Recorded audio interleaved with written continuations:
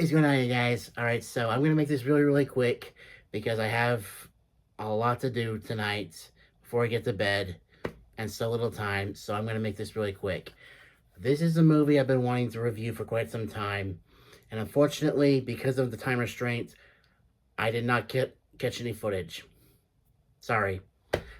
But I am going to do the best I can with what I have. All right, so this is my review of Rush Hour. All right, so Lee and Carter are police officers from two different countries brought together because someone that Lee works for, who's a Chinese ambassador, his daughter gets kidnapped as a way to intimidate him because of all these artifacts that he's collected over the years.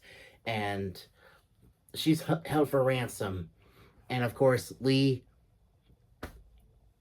the FBI, doesn't want anything to do with him. So they just like, yeah, you can just go to LAPD. We don't care. And that's when he meets Carter. And Carter is a typical wisecracking cop that doesn't work with anyone. But I'll get into the reason why in the character section. But they end up bonding, and there's even one scene where they go into this bar and Carter is literally being like, walking up to all these people and being like, "What's up, ma?" And then the N word. And he leaves Lee alone for 2 minutes. And he gets himself into trouble by trying to do that to the bartender. Just trying to break the ice. And I've seen reactions of that scene on YouTube. They are some of the funniest reactions I've ever seen. And surprisingly, black people give the funniest responses to it because, I mean, he says the N-word so sweet. And of course, you know, Carter goes off, gets the information he needs, then they leave. And then a little while later, they end up tracking down where the kidnappers are. And so they're on the phone, and Carter, he's the one on the phone with them. Very bad decision because he will not shut up. He will not shut up.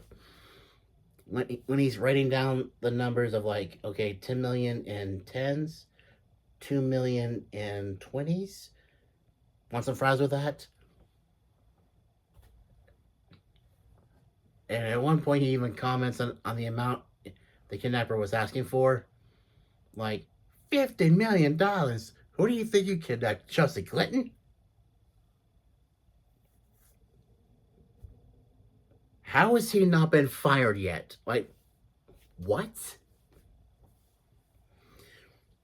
And then obviously, because they pretty much blow it, they're deemed like off the case.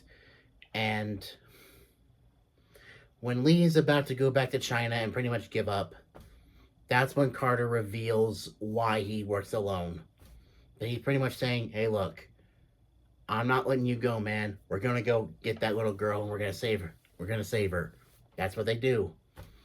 They go to this art exhibit opening, and that's where they find So Young, and she has a bomb strapped to her.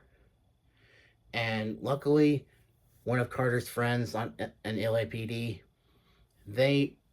she comes and gets, not only disarms the bomb, but gets the bomb off of So Young, which is amazing because I did not want anything to happen to that little girl. And of course, the main villain is killed, and all is well. Lee and Carter save the day, and while the FBI offers Carter a position in their ranks, he's just like, I have an idea. Why don't you take that badge and shove it up your ass? I'm LAPD forever. Then him and Lee go on vacation to Hong Kong, And that's where the second one happens. So overall, I know I left out a whole bunch of things, but you have to see this movie to believe it. It is so freaking funny. Like the race humor I is this movie would not survive today's climate. Is if it were made today, it would not get greenlit at all. All right, with the characters, Lee obviously is Jackie Chan, and while Jackie Chan can be like, funny and he is funny in this movie, but he is so determined to get Soo Young back to her father safely because, well, he pretty much watched that little girl grow up. So yeah, he's gonna be protective of her, and he's very determined to save her life. Carter, he's a wisecracking loner cop who doesn't work with anyone because his dad was a cop and he had a partner and died because of a routine traffic stop, and his partner didn't do shit. Like, well, no freaking wonder he doesn't work with anyone. He doesn't want that to happen to him.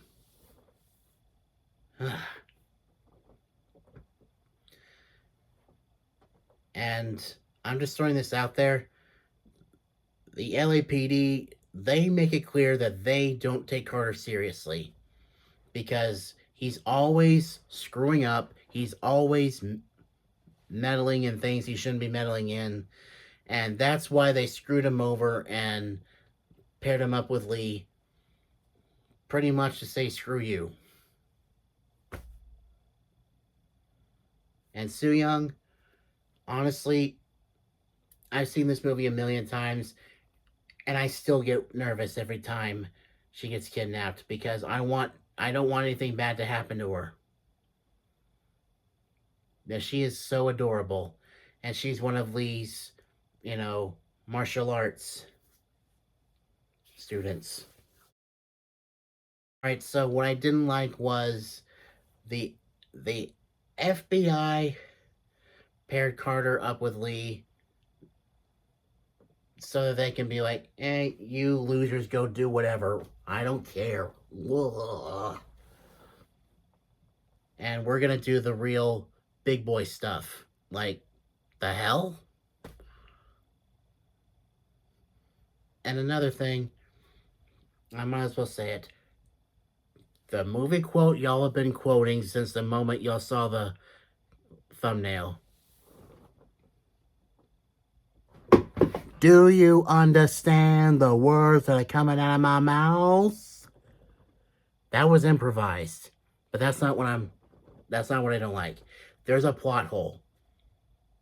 Because at the very end of the movie, it's revealed that Carter can speak Chinese. So if he was confused as to if Lee could speak English, why couldn't he just ask him in Chinese? It makes no sense.